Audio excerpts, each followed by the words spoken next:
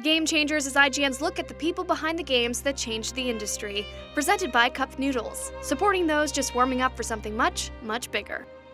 10 years ago, no one had ever heard the term walking simulator. In a time when first-person shooters like Call of Duty and BioShock defined the perspective, a small team began building peaceful first-person experiences. The concept grew, other indie developers jumped on board, and now a decade later, this simple concept has expanded the possibilities for subtlety in video game storytelling. Named after a philosophical thought experiment, the small game studio The Chinese Room is a wholly unique team of developers. While several of their free-to-play game mods garnered critical attention, it was the experimental exploration piece Dear Esther that most raised its profile. Written and produced by Dan Pinchbeck and scored by Jessica Curry, the founders of The Chinese Room, the Half-Life 2 mod was praised for its minimalist approach to game mechanics and emphasis on exploration and storytelling. After its initial critical success, a full remake was put into production, and the team set out to tell a story that would resonate with an audience in a very different way.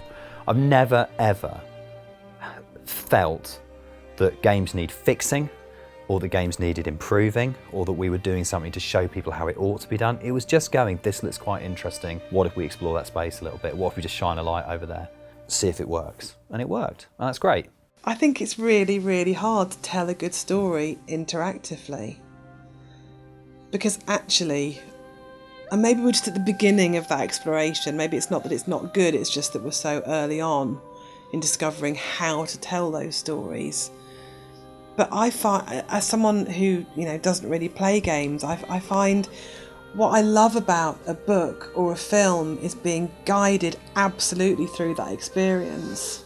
And the auteur says, I'm going to literally control. And of course you're doing that in games to a certain extent, but you're still challenged with, to tell a story in a game, you either have a cutscene, so it effectively isn't a game at that point anymore, it's a film, or you do what Dan did, which I much prefer, which is you give the player the choice, but effectively they still have to stand still while they're experiencing a narrative aspect of the story. The quality of Jess's soundtrack, the quality of Rob's art, and the quality of Nigel's voiceover are all world class. And that is why Esther worked. It's not that it was just a good idea or that it was different or was in the right place at the right time. It was also done and delivered exceptionally well, and in a way that's really interesting. I think we're lucky as well, because Dear Esther was a success and it was uncompromising. It established us as a company who do a particular thing and have a particular approach. Following the success of Dear Esther, the term walking simulator started to appear in reviews and discussions of the game, and those with similar exploratory mechanics. It was a term that would come to define the Chinese Room's games, including their next project, Everybody's Gone to the Rapture. It was initially started out and it was used as an insult, and I just think, great, brilliant, we'll have it, thanks very much, we'll run with that, and throw it back in the faces of the people that were too dumb to consider that games and innovation are the same thing. It's just the word simulator, it's so sad. It's just really so non-descriptive of what I think. Let's take Everybody's Gone to the Rapture. It's a game about loss and love and grief and relationships and the end of days. How are we going to tag that?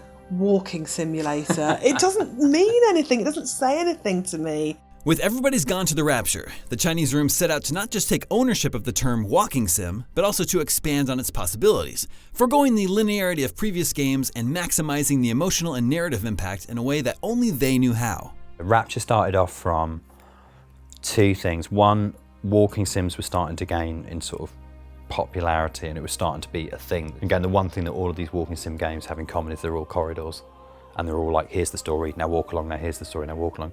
Could we take all that really, if you used an open world setting and you made it genuinely non-linear, then you are absolutely making something which could not exist in any other medium. We were talking about sort of post-apocalyptic settings and things like that, and saying, there's a really interesting alternative story just off to one side of this sort of the tropes of apocalypse that we see all the time, of rather than you being a kind of a rugged survivor, what would it mean to be a victim of the apocalypse? In addition to its desolate setting, the game also garnered praise for its haunting classical score. It suddenly struck me that the world that Dan had created had already gone. We're playing the aftermath of something, and that was when the music kind of locked into place, that I wasn't scoring the world, I was scoring the ghost of a world. And as soon as I understood that, it really locked into a lot of things that I feel about Britishness and music particularly, that we have this golden age actually of music, especially of Vaughan Williams and Elgar, and it's this golden era of this romantic bucolic idyll that is Britain somehow. And that was what I wanted to ape, but it's also something that I have a complete love affair with. Unfortunately, designing a story-rich, open-world experience proved more difficult than anticipated and was draining on a personal level. It's incredibly difficult to pace something when there's virtually nothing in it to pace. It makes it so much harder to kind of, rather than going, I know I've got this environment, I'm going to keep the player in here for this amount of time, for that I'm going to need this number of enemies, I need to therefore have this amount of ammo coming in from this side. And that's incredibly difficult to manage that stuff. It's a real art, but it's a very, very, very different art, keeping sort of like 1,000 balls in the air to keeping one ball in the air and making it interesting. But I think that's one of the reasons why it works as a game though, in terms of sort of like, it has that, the pacing of, it manages to give you that sort of quiet and that space and that silence and that sort of contemplation, but actually it's kind of going from, they're very subtle set pieces, but it's moving from set piece to set piece at a really good steady rate. It was just such a personal project, I think, and was dealing with so many of the things that we were going through at the time.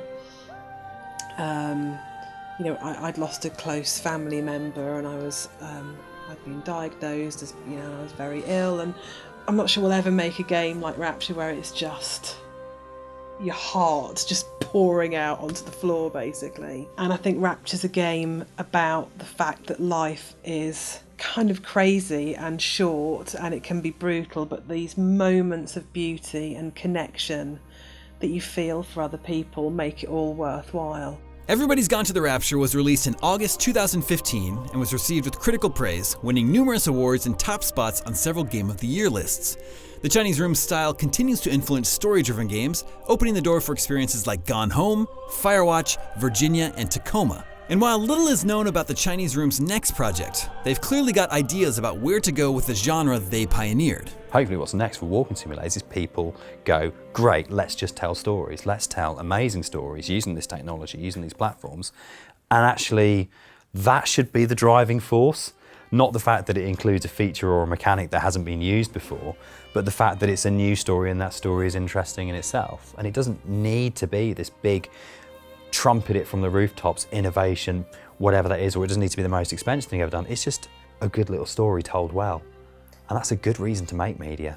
I think you get one life. I know it's really corny, but I just think it is so short. And if you're not, as creators, if you are in a position, that fortunate position to be able to do what you want to do, why not keep challenging yourself and exploring and pushing? On the next episode of Game Changers, we talk to the man who created the strategy game series that conquered the world.